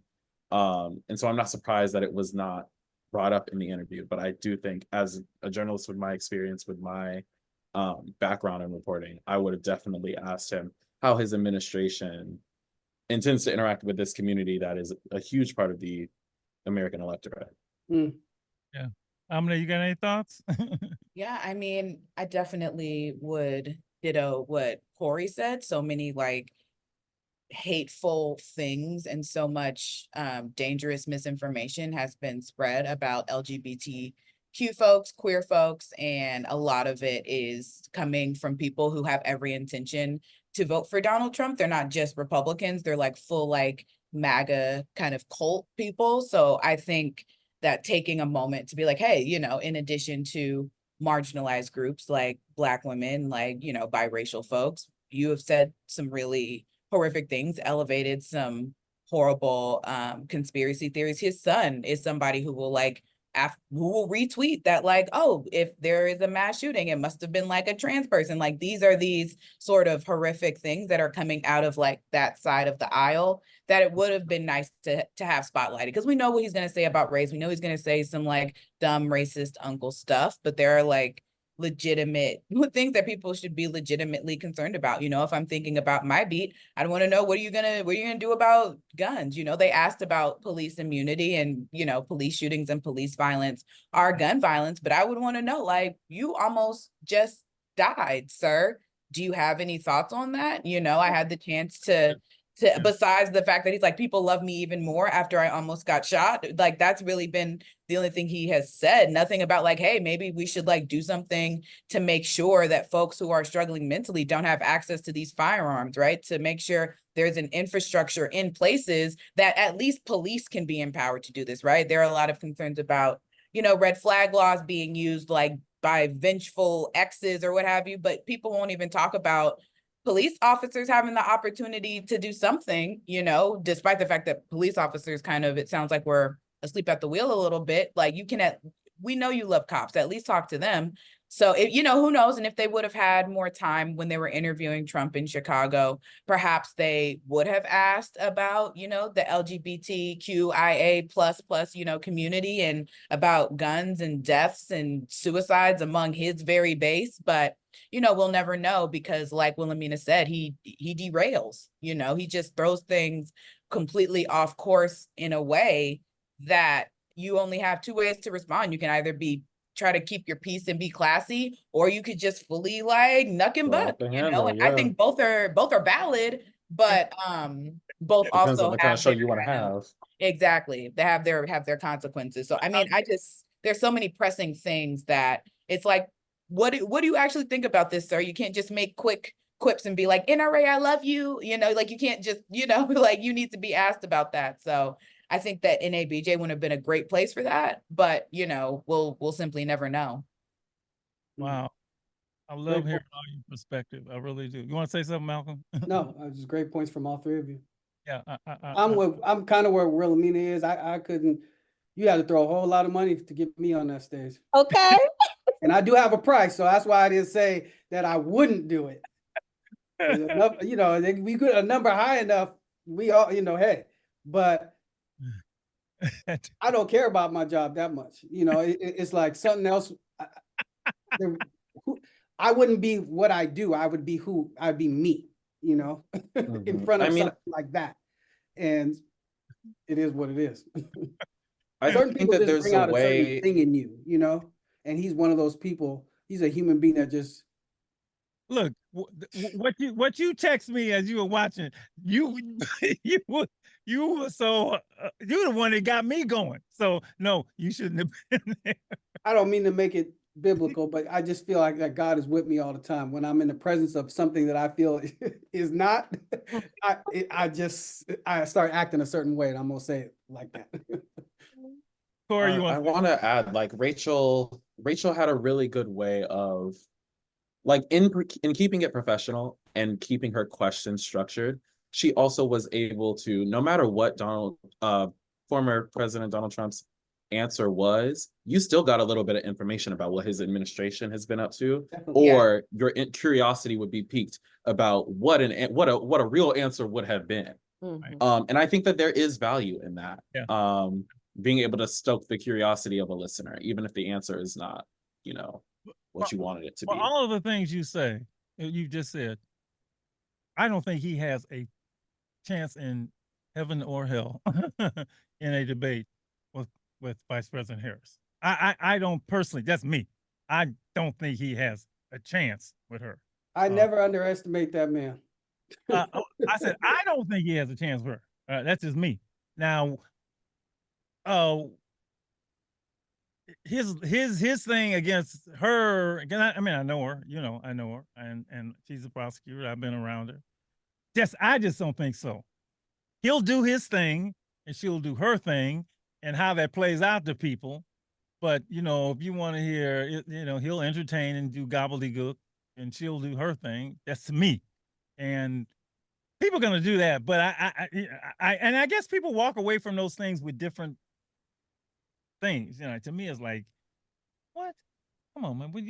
What resonates and like will kind of turn the conversation in this past few weeks has been super interesting to see, particularly when it comes to things that like JD Vance has said that have been brought up since he was chosen as the vice presidential pick, like that cat lady's comment, right? I feel like really, and even though it came 3 or 4 years ago, you know, I had to cover a Cat Ladies for Kamala Zoom meeting that Nancy Pelosi attended, and they raised like $20,000. Like these, like things move, but I don't know that like these kind of big marquee moments, like a debate, is the thing that usually does it. Because like you said, Dr. Marshall, they're both going to come up, they're going to do their things. Kamala's going to, you know, she tends to come with facts. She's obviously incredibly quick on her feet in a way that Joe Biden just wasn't. She's going to say quippy things, say it to my face and all that good stuff that kind of gets people going. Trump is going to be weird as he tends to be. And as the Democrats have described him several times, he's going to say, you're this, you're that. And we're going to be kind of none the better as a country. So I'm more interested in local races, seeing what the impact of Kamala's vice presidential pick is going to be. Like, I get so anxious around these election times because there is so much misinformation. Everything feels like it's burning on fire all the time. So I just have to remind myself that all of the politics is ultimately hyper local, and the things that like come up and the things that are like big breaking news on all of the kind of like, you know, top 5 or 6 news outlets, I try not to put as much stock in them, though they are outrageous and offensive. I can't let that determine what I'm going to look to cover as a journalist. Like I can't just chase the shiny thing. And I would implore people who are listening not to do that too. If you're so disenchanted with Trump, see who like someone running for a local judgeship is going to be, like listen to KQED, listen to you know, like Alive and Free Radio and see what's happening locally. Our San Francisco mayor's races, you know, these things will tell us much more about how your daily life is going to look than, in my opinion, what Donald Trump does and says. Though, you know, conversations about having multiple identities, being multiracial, all that is interesting. I just can't chase that as a focus because it is just so ultimately upsetting. And you see so many horrible takes from ignorant people and provocateurs just trying to get a buck and a few follows that I've really had to ground myself, especially after NABJ, to remind myself like, okay, politics are local. People usually try to vote in their best interests. Donald Trump is a showman. What else did we expect? And I'm trying to leave it there because anything else will get me like sweaty. You know what I mean? It just makes you so anxious that I have to like purposefully, if I'll do what I need to do, like as a journalist, I have to know what's going on, but no, it can't have too much of me, you know? I think as a culture journalist, I look at debates. I think they're very interesting because they're a way for the American people to hold the qualities that they think that they want in a leader and think that they value in a national leader up to the actual image and what's being presented of the national leader, the potential national leaders ahead of, like, in front of them. I think that, you know, you never know what's going to catch on from a debate or what's going to resonate with viewers. A fly can land on somebody's forehead and then all of a sudden, you know, the internet is running with it as a sign from heaven that this person is going to lose or win the election. Debates are unpredictable, but I would not discount the importance of, you know, showing up to that stage and carrying through and having a strong performance, because we saw how quickly you know, things fell apart after the last debate that we just had. And I definitely agree with Abene's point that our local politics and our local elections and those local debates, some of the most revealing things are going on in your local school board meetings. And Williamena will tell you. It's spicy. Oh my God. But I think that we can look to these debates as a way to sort of check in with ourselves and think, what is it that I want in a president? And how are these people communicating that they are going to fulfill that? Yeah, I agree with everything Corey and Abene said. I think though, I would welcome a debate with him and Kamala for the obvious reasons. They're the two politicians running for president. But however, I think that would give Kamala a real opportunity to show herself as a candidate. You know, I feel like we're all, well, a lot of us are excited for her because it's just seemed like she came out of almost nowhere, right? But I think there's room to really learn what her policies would be. There's just simply because it's been such a short amount of time since she's been the candidate for the Democratic candidate. And ever since then, before then, we were just focused on Biden and what his policies were. And Trump, does he even have policies? And we don't know.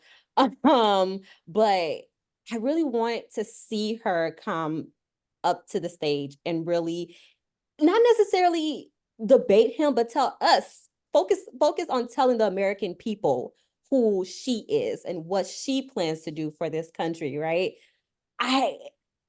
That debate would be less about Trump and more about her. Establishing an identity. Exactly. So I will welcome it. 3 weeks ago, I kept hearing, oh, nobody likes her. It'll never work. Nobody likes her. Well, and in 3 weeks, it's a whole different conversation because people are finally getting to see her a little bit. Exactly. So if you put her up there, she don't have to beat him at all. Yeah. Because she's not going to beat him in the mud because that's his thing. And if she beats him too much, people gonna be mad at her because she looks too smart. You know what I mean? So she's in an unwinnable thing anyway. All she just has to do is show us that, just make us feel a little bit good. Show us that she has a plan, show us what that plan is, and I think we can move forward with that. You know, we have a saying that we use with the young people. It's called never give them a reason to tell you no, right? They may tell you no, but you ain't giving them a reason to tell you no. We talk all the time. Never give them a reason to tell you no. If they're gonna tell you no, it's not because you gave them a reason. It means show up on time. All those things that we do as Black folks, we know that, right? We got yeah, and that's something when I say, yeah, a number of times you would get. I say it. Why you say that? Because you do have to be twice as hard, work hard twice. We know that. Okay, all right. That's how it is. So never give them a reason to tell you no. And so I think she'll show up great. I have no idea. I have no doubt that she will show up well. Now, people want to tell her no, that's fine. But he made a statement about her being on the international stage. And it was as condescending a statement as that, almost call him a name, person makes about, oh, they'll never listen to her. Just look at her. You know, I mean,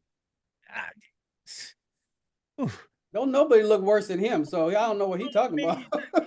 And everybody gets to see her, right? I mean, she's been dealing with foreign folks, you know, diplomats for 4 years, right? She's there. So to make a statement, when people see that and hear that, and then they see her in all her, you know, Kamala-ness, whatever you want to put a word. I just think she's going to be remarkable. I just think she's going to be fine. Now the question is he going to debate her? And you know, that's a good question. I don't know that. We will have to see. I think that it would be, like Williamena said, it would be a remarkable opportunity to establish herself and reassert herself on her own terms, or, you know, as close to her own terms as she can get on a debate with potentially on Fox News.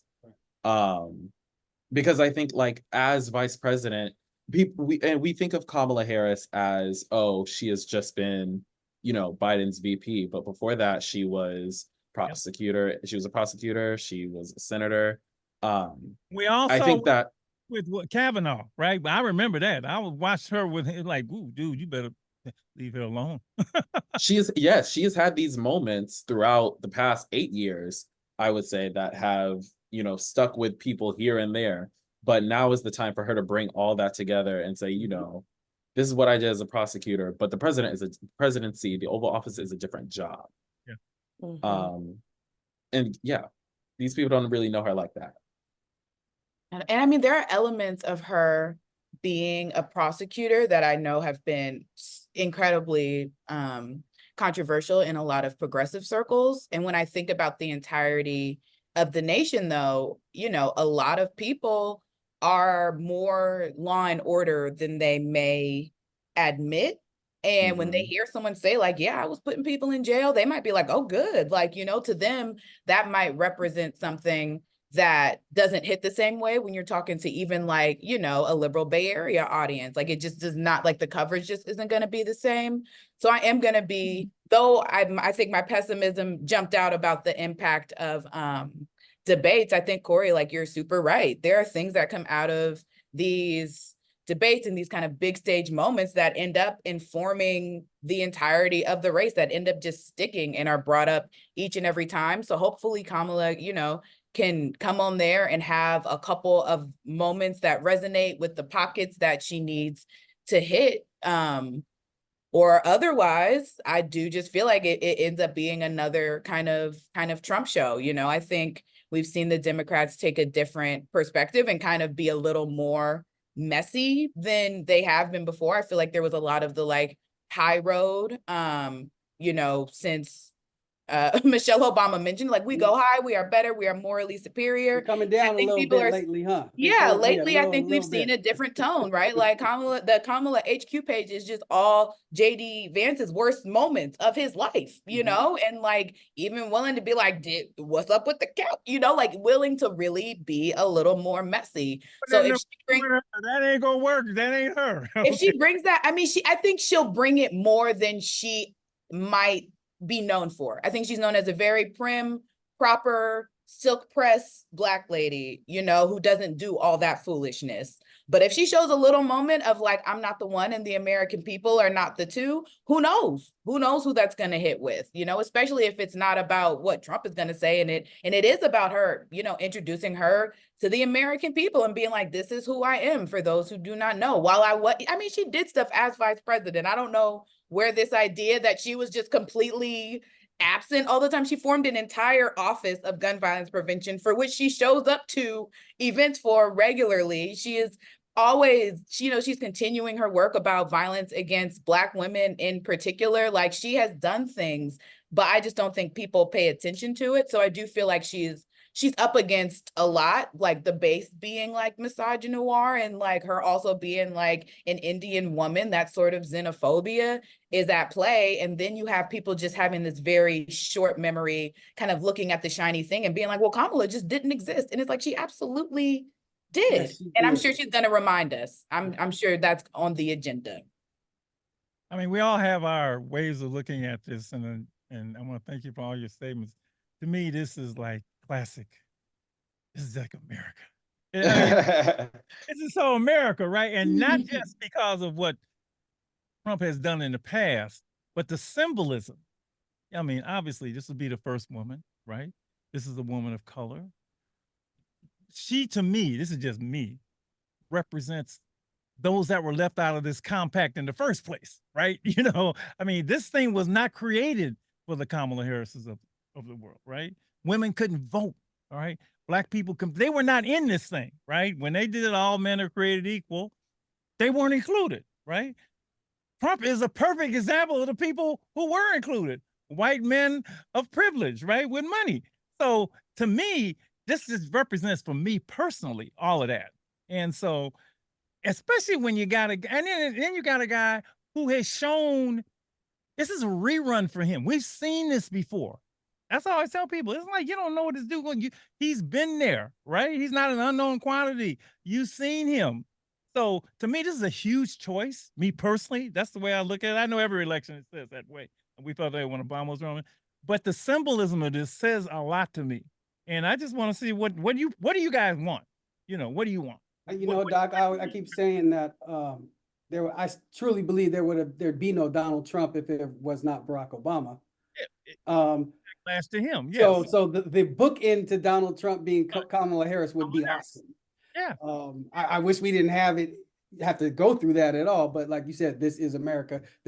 And which means even if it is Kamala, what will be the response to that? We'll worry about that question later. Threatening violence from day one, right? You know, if I don't win and all that stuff. So that, like, to me, America's on trial. That's just me, you know, personally, for a lot of reasons. This is a moment where I feel, yes, you know, the symbolism of having a Black Asian American woman, Indian, also in office is like very poignant, and it resonates with a lot of the electorate. But also what matters is like, is that person going to embody the ideals that we want in a democracy? I think that we have moved from this place of pure identity politics where we associate, you know, a Black body in you know, Black, Black faces in high spaces. Yeah.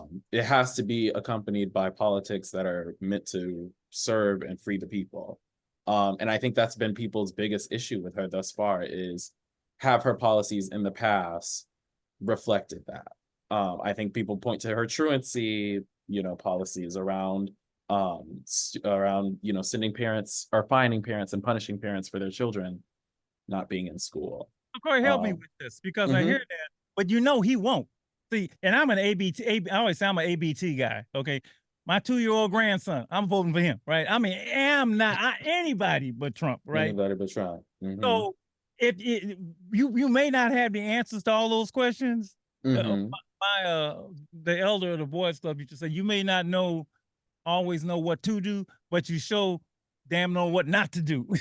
You know, when he was telling guys were like, well, I don't know how this is gonna work, but you know what ain't gonna work. And see, so that to me is even more tricky, because you know what this guy's gonna do. You've seen it. He's trying to destroy everything that you know, so this is fascinating to me, where people's heads are at. And it's a fear that. So man, it's really I got to see this play out. Says a lot why I'm getting dual citizenship now. Yeah, definitely. I mean, it's not just a dual, it's not just a either or situation, I don't think. I think you can look at it like, oh yes, this, if you are somebody who's trying to keep Donald Trump out of office, then obviously you go to the polls, you do what you need to do. But in that same hand, we can also, walk and chew gum as far as getting this lady into office and then holding her accountable to the things that she says she wants to do for us. Yeah, I just want to add that, like, I think the American people are at such a disadvantage with the last presidential election and this one.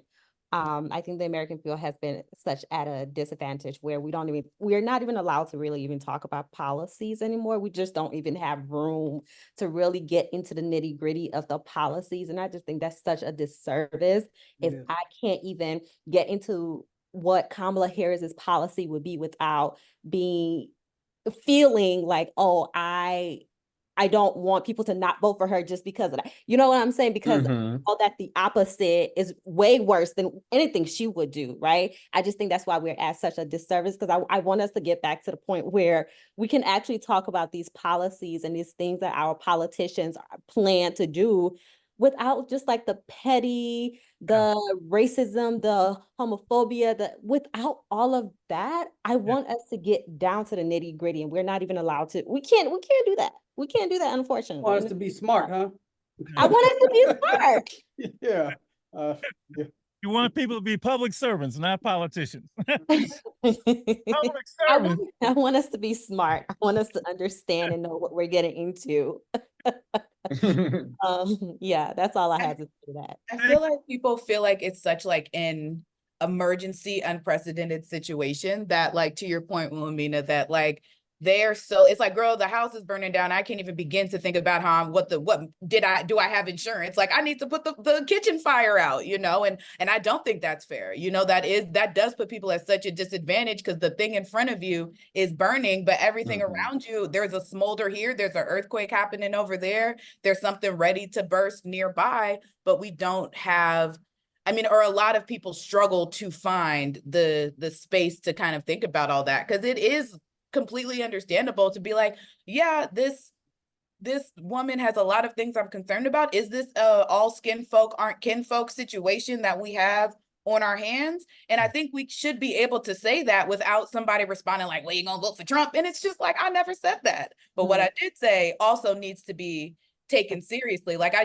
don't love like kind of the distractions. Like, I just feel like people are so hyped up and energetic, kind of, understandably. I have never lived through anything like this. And at the same time, we have to know that like someone is going to be elected, and we have to be clear-eyed about what they need to do. If it's the national debt, you know what I'm saying? What you finna do about that? It's the money and things going over for wars. Are we going to scrutinize that and make sure things are what they need to be? Or are we going to kind of continue to just zoom in on identity in a way that doesn't move the conversation forward, but rather just holds it in a place of confusion and insults, which I feel like is where we are now, but it could change. Even if the terms of the debate, if Trump agrees, even if it is on Fox News and Jesse Waters hosts and is as antagonistic as he wants to be, Kamala still has an opportunity to shift things to a slightly more stable place, or to like show that she is like just kind of like cool under pressure and ready to handle business. And I have no doubt that that is on her and her team's she can do that radar. And especially because we have 8 years, we got like 3 Trump candidacy runs to where y'all can learn from something. He has not changed his spots this entire time, even after almost getting shot in the head. He has not changed his spots. So y'all have plenty of homework to do that will hopefully pay dividends, to at least make it an interesting debate. The dynamic, like the new kind of dynamism that has come since she's been in the race, is something that if she plays her cards right, will only increase after like a strong debate performance, some strong rallies and responses in real time to the crazy things, Republicans say about her. And I'm waiting to see what's going to happen. Sometimes I wish I wasn't I'm like, dang, can I just take like a very convenient leave from September to mid-November and just not work? Yes. But girl, they're on to me. They're on to me. And they're like, man, Look. we'll have none of it. So I'm trying to plan ahead and maybe embed with a group and just kind of see it through so I don't have to just do the typical, but we'll We see. should start a group chat. Yes, yes. We're out of time. We're really on. This is wonderful. We got to have you back. It's going to be amazing. This is going to be something. This is going to be something. Thank you for your insight. Thank you for being journalists. Thank you. Well, look, hey, y'all, this was a better conversation than we were expecting. Really, the three of you were awesome.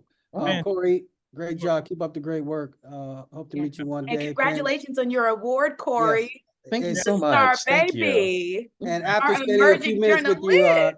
easy to see why you are an award winner. Keep up the good work. Amazing. Thank you. I'm getting texts. What a fantastic show. Oh my God. This is just great. Oh, look. So yeah, thank you. Make my ratings go up. Thank you. Y'all, love y'all. Let's keep in touch and we'll see how it goes. Okay. Thanks, Abene. Happy to be here. Thanks, everyone.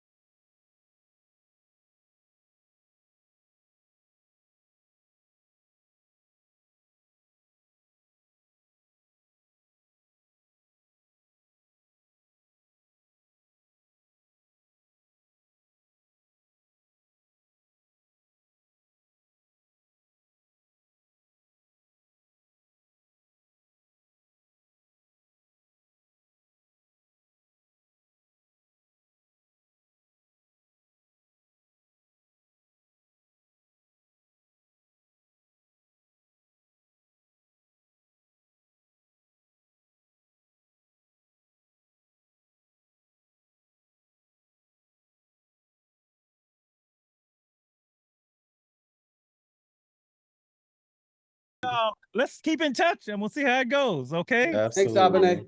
Of course, happy to be here. Thanks, Bye. everyone.